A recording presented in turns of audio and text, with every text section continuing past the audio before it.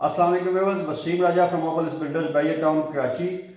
आज मैं जो टॉपिक आपसे डिस्कस करना चाह रहा हूँ वो बैरियर टाउन के अंदर जो कंस्ट्रक्शन प्रोसेस है उसकी जो इनिशियल स्टेज है, स्पेशली द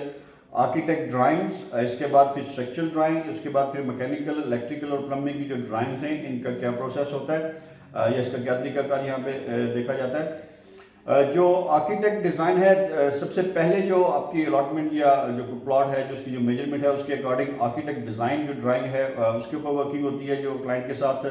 कोऑर्डिनेशन के साथ उनकी जो नीड है उसको देखा जाता है कि क्या उनकी जो बेड हैं उसके कितने बेडरूम उनको रिक्वायर है। इसी तरह उसकी जो स्पेशल जो उसकी रूम्स की जो साइज़ है, या ये किचन है या दीगर जो लॉन्ज है या टीवी का जो हॉल एरिया है, ये सारा ये उनके साथ डिस्कस करके इसके बारे में आर्किटेक्ट डिज़ाइन जो है वो पहले कंप्लीट किया जाता है। Based on soil test report जो है फिर उस आर्किटेक्ट को अपनी तरफ से वेरीफाई करता है। प्लस फिर उसके अप्रूवल के बाद फिर हमें मैकेनिकल, प्लम्बिंग, इलेक्ट्रिकल और स्ट्रक्चर की ड्राइंग के ऊपर वर्किंग करने को दिया जाता है। स्ट्रक्चरल ड्राइंग जो है वो भी जो है आपकी सोइल टेस्ट जो है, सोइल की जो कैपेसिटी है, जो उसकी बेरिंग कैपेसिटी है वो मैटर करती है इसके अंदर के उसके अंदर कितनी उसके अंदर स्टील की क्वांटिटी कितनी जो एलोकेट होगी, या उसके अंदर अगर उसकी प्लिंथ के अंदर या उसकी फाउंडेशन के अंदर जो है वो कितना उसके बीम्स कितने निकलेंगे, या उसके जो कॉलम बीम्स हैं वो कितने तैयार होंगे। ये सारी चीज़ें मद्देनजर रखी जाती हैं क्योंकि बैरियर की जो अपनी SOPs हैं वो हर एक स्टेप के ऊपर फॉलो होती हैं। हर एक स्टेप के ऊपर बैरियर के जो इंस्पेक्टर हैं उसको चेक एंड बैलेंस करते हैं। फॉर दैट रीज़न जो स्ट्रक्चर ड्राइंग है खास करके उसके ऊपर बैरियर की अपनी बड़ी रिस्ट्रिक्शंस हैं, जो कि एक मजबूत और अच्छे घर के लिए अच्छा स्ट्रॉन्ग स्ट्रक्चर होना बहुत ज़रूरी है, जिसको बैरियर की प्लानिंग एंड डेवलपमेंट की जो अथॉरिटी है, अपनी जो मैनेजमेंट है, वो खुद इसके ऊपर एक बड़ा स्ट्रिक्ट अपनी SOPs हैं जिसको वो फॉलो करवाते हैं। इसके बाद फिर जो मैकेनिकल या इलेक्ट्रिकल या प्लम्बिंग की जो ड्राइंग्स हैं उनको भी फिर स्टडी उसके जो आर्किटेक्ट और उसके स्ट्रक्चर को जो स्टडी करते हुए फिर ये देखा जाता है कि लाइट्स कहाँ कहाँ पे इलेक्ट्रिकल पॉइंट्स हमें रिक्वायर है, उसके अकॉर्डिंग फिर वो सारी ड्राइंग वर्क किया जाता है। फिर उसके बाद इसी तरह प्लम्बिंग का जो वर्क है उसको भी जो आर्किटेक्ट और स्ट्रक्चर की ड्राइंग की बेस के ऊपर स्टडी करने के बाद बनाया जाता है। फिर इसी तरह जो इसकी मैकेनिकल की जो ड्राइंग्स होती हैं वो भी इन चीज़ों की कलेक्टिवली कंबाइन करके ड्राइंग्स फाइनल होती हैं। अगर हम जो एक्चुअल जो इस सारे प्रोसेस के अंदर जो प्रॉब्लम होता है वो ये होता है कि ऑब्वियसली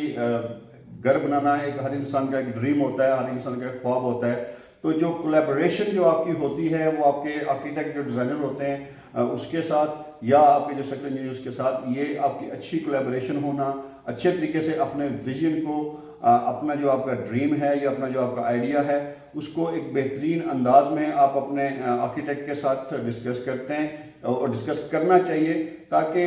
आने वाले टाइम में कभी भी हमें ज़्यादातर उसके अंदर चेंजिंग्स ना करनी पड़े। क्योंकि जब ड्राइंग एक दफ़ा तैयार होती हैं फिर अगर हमें यहाँ पे खास करके बैरियर के अंदर जो हमें इशू जो क्रिएट होता है कि अगर हम उन ड्राइंग्स को रिवाइज करने जाते हैं तो उसके अंदर फिर हमें एक टाइम कंजप्शन उसके अंदर चली जाती है।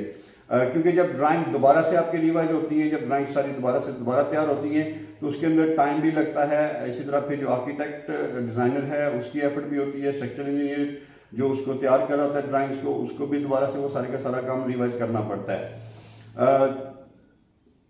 कोई इशू तो इस चीज़ के अंदर नहीं होता, आप उसके अंदर चेंजेस टाइम टू टाइम आप कलेक्टिवली आप करते रहते हैं। लेकिन प्रॉब्लम इस चीज़ से क्रिएट होती है कि जब एक डिज़ाइन जो फाइनल होकर जिसके ऊपर एक स्ट्रक्चर तैयार होता है, जब उस स्ट्रक्चर को हम डिमोलेशन की तरफ लेके जाते हैं कि लेट्स सपोज अगर हमने एक डिज़ाइन के ऊपर हमने पहले एक जगह पे एक वॉल हमने दी है, दीवार हमने दी है, अब अगर उस दीवार को तोड़ के दोबारा से उसको या तो उसको निकाला जाए, उसको एक्सक्लूड किया जाए, या उस दीवार को हटा के एक जगह से दूसरी जगह किया जाए, तो जो बनी हुई चीज़ें जब वो तोड़ के बनाई जाती है तो उसके ऊपर एक एडिशनल कास्ट आ जाती है, जो कि एक कंसर्न होता है किसी भी बिल्डर के लिए। और इसी तरह फिर ये कंसर्न जब किसी क्लाइंट के साथ डिस्कस होता है तो उनके लिए भी ये एक अलार्मिंग बेल खड़ी हो जाती है कि यार अब आपने ज़्यादा पैसे मांगने शुरू कर दिए। जबकि एक जेन्युइन फैक्ट है कि लेट्स सपोज कि अगर एक वॉल के ऊपर हमारा 200 ब्लॉक का मैसनरी वर्क हुआ है, जब उसको हम तोड़ के दोबारा से उसको रिबिल्ड करेंगे तो एक ही काम 3 दफ़ा किया जाएगा। जैसा कि पहले उसको बनाया जाएगा, फिर उसको तोड़ा जाएगा, फिर जाके उसकी जगह एक नई चीज़ तैयार होगी। तो इस चीज़ को हमेशा ध्यान में रखें कि जब भी आप कंस्ट्रक्शन की प्लानिंग करें, खासकर जब बैरियर टाउन के अंदर आप कंस्ट्रक्शन करवाना चाह रहे हैं, तो जो आपका आर्किटेक्ट डिज़ाइन है इनिशियल स्टेज पे ही आप ये सारी चीज़ें उसके साथ बैठ के अच्छी कोलैबोरेशन के साथ उसको अपना जो विजन है, जो आपका कंसेप्ट है, वो उस तक पहुँचाएँ, ताकि आने वाले जब काम हो रहा होता है उस दौरान में आपके लिए या जो बनाने वाला है उसके लिए भी कोई मुश्किल खड़ी ना हो। इसके अलावा हमारी जो अपनी टीम है उसमें हमारे जो आर्किटेक्ट हैं या हमारा जो स्ट्रक्चरल इंजीनियर है या दीगर जो हमारी इलेक्ट्रिकल प्लम्बिंग मैकेनिकल के जो काम करने वाले जो लोग हैं ये सारे एक्स बैरियर के अपने एम्प्लॉयज़ हैं, जिसकी वजह से हमें ये एक एडवांटेज होता है कि हम उनकी एक SOPs के ऊपर एक अच्छी खासी उनका एक एक्सपीरियंस होता है। उनको अपना हर जितना भी उन्होंने काम करना है उनको पता होता है कि कौन सी SOPs हमें फॉलो करनी है और कौन सी वाली नहीं करनी है। जबकि जो आउटसोर्स जो दीगर अगर कराची सिटी के अंदर कोई बंदा या किसी ने लेट्स सपोज कि अगर किसी ने DHA के अंदर बैठ के काम किया है या किसी ने स्कीम 33 या 45 में काम किया है डिज़ाइन का, तो उस आर्किटेक्ट या उस स्ट्रक्चर जो इंजीनियर बनाने वाले जो ड्राइंग हैं उनकी अप्रोच के अंदर और जो कि लोग बैरियर का काम करते हैं उनकी अप्रोच के अंदर एक फ़र्क वाज़ह हमें नज़र आता है, क्योंकि जो बैरियर की अपनी SOPs हैं वो बहुत सारी स्ट्रिक्ट होती हैं। उसके लिए फिर हमें हर स्टेज के ऊपर बैरियर को जवाबदेही भी करना पड़ती है। स्पेशली जो बैरियर के इंस्पेक्टर्स हैं वो हर इवन के कंप्लीशन के टाइम के ऊपर भी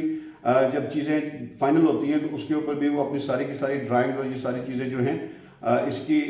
रिवीजन जो है वो एक इशू बन जाता है और उसके अंदर सिर्फ टाइम ज़्यादा लगता है। अब ज़रूरी बात है कि अगर 1 या 2 महीने बीच में टाइम हमारा ज़्यादा लग जाता है किसी प्रोजेक्ट के ऊपर, तो 2 महीने की एक एक्स्ट्रा एडिशनल कॉस्ट भी एक बिल्डर के सर पे बैठ जाती है। तो ये एक कंसर्न होता है जिसकी वजह से एक मिसअंडरस्टैंडिंग भी क्रिएट होती है। फॉर दैट रीज़न मैं आपको ये चीज़ एडवाइस करूँगा कि जब भी आप घर बनाने का प्लान करें या घर बनाना चाहें बैरियर टाउन में, तो अपने जो आर्किटेक्ट है और स्ट्रक्चर जो इंजीनियर्स हैं इनिशियल स्टेज के ऊपर ही आप सारे के सारे जितने भी आपके कंसर्न हैं उनके साथ ऑन टेबल पहले बैठ के डिस्कस करें तरीके से प्लानिंग से, ताकि